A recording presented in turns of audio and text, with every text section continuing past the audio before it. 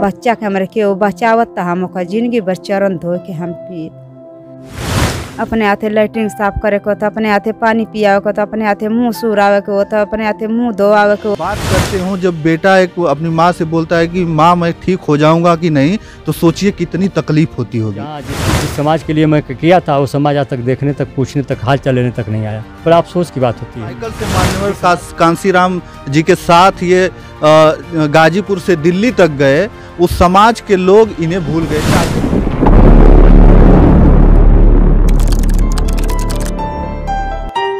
दोस्तों, मैं आज एक ऐसे शख्सियत के घर पर उपस्थित हूं जहां पर आकर गर्व भी हो रहा है मुझे और दर्द भी। दर्द इस बात का कि वो समाज आज कहां है जिस समाज के लिए उस व्यक्ति ने इतना काम किया था।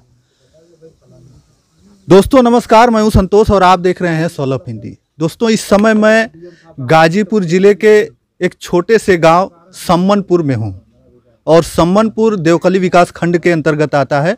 ये सदर विधानसभा गाजीपुर में ही पड़ता है। और मैं एक ऐसे शख्सियत के घर पर हूं जिन्होंने समाज, बहुजन समाज के लिए बहुत से ऐसे कार्य किए जिनको शब्दों में नहीं कहा जा सकता, ना उसे मापा जा सकता है। हमारे पास एक पर्ची है जिन्होंने एक 3 रुपए की पर्ची कटाकर बहुजन समाज मान्यवर कांसीराम के साथ इन्होंने कैडर मार्च किया करते थे। रात भर ये लोग जाकर उस समय साइकिल से, और बताया जाता है कि साइकिल से इन्होंने गाजीपुर से साइकिल से ये मान्यवर कांसीराम साहब के साथ दिल्ली तक गए थे, है ना? दिल्ली तक गए थे उस समय। 1984 में उस पार्टी का गठन हुआ, बहुजन समाज पार्टी, और 1986 में 3 रुपए की पर्ची कटी और उसमें सदस्यता इन्होंने ली। लेकिन मैं आज इस जगह इसलिए उपस्थित हूं कि आज ये ऐसी स्थिति में है जिस स्थिति में मैं कहूं तो शायद उस समय का कोई नेता नहीं होगा, कोई समाज सेवी नहीं होगा।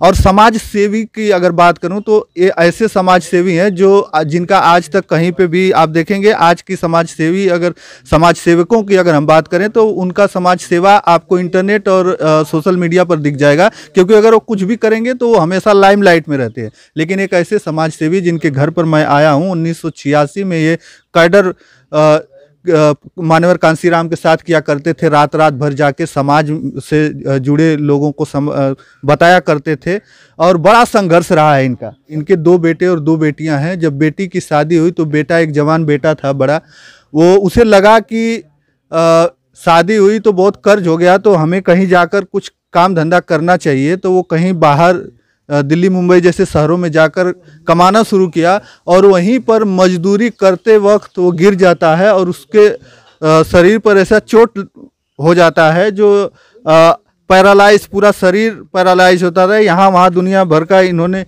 दौड़ धूप किया। ये सब सारा आप देख सकते हैं, ट्रामा सेंटर कहाँ सब सारी चीज़ें इन्होंने घूम रखा है, हॉस्पिटलों के चक्कर काट रखे हैं और वहाँ पर कुछ नहीं हुआ। ऑपरेशन तक हुआ और फिर आकर इनका अगर इनके बेटे को आप देखेंगे तो ये पूरा समझ लीजिए कि एक मृत शैया पर ही लेटा हुआ है एकदम से।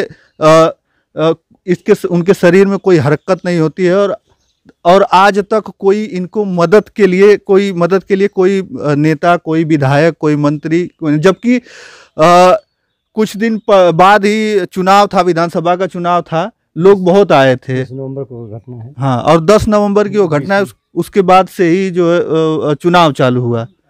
उसके बाद से कोई यहाँ पर आया नहीं, कोई मदद के लिए। और इनका लालजी गौतम नाम है, लालजी गौतम। इनके बेटे का नाम अजित कुमार है, जिन्हें चोट लगी और आज इस स्थिति में है कि बस वो देखते हैं, सारा कुछ इन्हीं लोगों को करना होता है, खाना वाना सब खिलाना। अच्छा, ये बताइए कि आप कब से समाज सेवा में लगे? मैं तो पढ़ाई पीरियड से ही जो है ऐसा जज्बा, ऐसा जुनून था कि साहब ऐसा बोलते थे कि एक समाज में परिवर्तन लाना है, परिवर्तन की बात है। मैंने जो पढ़ाई पीरियड से 3 रुपये का पर्ची कटाया, उसमें 3 रुपये पर्ची करता था और तभी से लग गया। बहुत से कैडर साहब का लिए, बहुत बड़े नेता, बहुत बड़े लोग थे, कैडर करते थे। और कैडर लेकर मैं जो कैडर लिया तो मेरे दिमाग में आया कि समाज का सेवा बढ़िया चीज़ होता है, समाज का साफ करना चाहिए, अपने समाज जगाना चाहिए, समाज को सही राह देना चाहिए। तो समाज करते तो ऐसा मूड बन गया कि समाज सेवा ही में लग गया एकदम। जब मैं जो है नौकरी भी लगी एक जो है इफको फर्टिलाइज़र में, वो भी छोड़ दिया और मैं इसी में लगा रहा, आज तक भी उसी समाज सेवा में सब ये जो है जो पढ़ाई शुरू में कर लेता है वही याद रहता है। और इस करके भी कहीं जो है अब किया नहीं, लेकिन समाज से उम्मीद भी नहीं करता हूँ कि समाज मदद करेगा, इसलिए कि कई बार सरकारी भी बनी तो उम्मीद नहीं। लेकिन ये है कि हम सोचे नहीं थे कि इतनी बड़ी घटना हो जाएगी, हमारी स्थिति ये आएगी, ये तो नहीं। जैसे मैं था, समाज का सेवा था, परिवार का देखना था, कहीं काम धंधा कर लेते थे, लेकिन इतनी मजबूरी हो गई कि बच्चा हमारा गिर गया, 5-6 लाख रुपया करीब लग गया, अभी जो उसी तरह पड़ा हुआ है। और जहाँ जिस समाज के लिए मैं किया था वो समाज आज तक देखने तक, पूछने तक, हाल चाल लेने तक नहीं आया। बड़ा अफसोस की बात होती है कि जिस समाज के लिए मैंने इतना किया वो समाज आज हाल चाल नहीं, लेकिन आज लड़के को देखने तक नहीं आता है, समाज को जो है पूछने तक नहीं आता कि आप कैसे हैं, क्या हैं। कोई राय भी नहीं देता है कि आप यहाँ लेकर जाइए, चलिए आपको मदद करता हूँ, हॉस्पिटल तक पहुँचाता हूँ और सुई दवाई बढ़िया से हो जाए, ये भी कोई करने नहीं आता है। जिस समाज के लिए इन्होंने दर्द बदर की ठोकरें खाई, लोगों के पास गए, लोगों को समझाने का काम किया, कैडर मार्च करते थे रात भर साइकिल से, और साइकिल से मान्यवर कांसीराम जी के साथ ये गाजीपुर से दिल्ली तक गए। उस समाज के लोग इन्हें भूल गए। चाहते तो ये भी नौकरी कर, इनको नौकरी मिली, चाहते तो ये भी नौकरी कर नौकरी करते और आज फर्स्ट क्लास का एकदम इनका भी परिवार अच्छे से बीत जाता। लेकिन इन्होंने समाज के लिए सारा कुछ त्याग दिया और उस त्याग का फल ये मिला कि आज एक बेटा है वो ऐसे ही सोया है, और अभी भी एक जवान बिटिया है जिनकी शादी करना है, एक छोटा सा और बच्चा है जो पढ़ाई करता है। अब इनके ऊपर समझ लीजिए कि दुखों का पहाड़ है, लेकिन उस समाज से सवाल कर रहे हैं कि जिस समाज के लिए हमने इतना कुछ किया वो आज कहाँ है, क्यों नहीं इनकी मदद के लिए आ रहा है। अगर आपके दिल में थोड़ा सा भी दर्द होगा तो इस वीडियो को पूरा देखिएगा और हमारे जो स्क्रीन पर चल रहे अकाउंट नंबर में 1 रुपये, 2 रुपये, 10 रुपये, 20 रुपये जितना हो सके उतना कम से कम इस परिवार की मदद कर देंगे तो बहुत भला हो जाएगा। और जो समाज सेवा करते हैं उनका भी मनोबल थोड़ा बढ़ेगा कि हम जिस समाज के लिए कुछ करते हैं वो समाज हमारे साथ आगे चलकर खड़ा होगा। उनकी जो अजित कुमार की माता जी हैं उनसे हम बात करेंगे। माता जी का स्थिति है कुछ उनका? हमारे लड़का का स्थिति बहुत बेकार है, वह बहुत बेकार है। वह 6 महीना 7वां महीना चला वाला है। अब भूलवा के बच्चा के अमन लेके चलत है जा, बच्चा हमारा जाना था कि हाथ से निकल जाई। बच्चा के रात दिन खाली कहिए कि पापा हम ठीक हो जाए, मम्मी ठीक हो जाए, भूलवा के ले चल, हाँ भैया ठीक हो जाए, ठीक हो जाए। अब कंडीशन बच्चा का हमारे खराब हो जात बा। अब बच्चा के अपने हाथे लैट्रिन साफ करे को होता, अपने हाथे पानी पियावे को होता, अपने हाथे मुँह सुरावे के होता, अपने हाथे मुँह धोआवे के होता।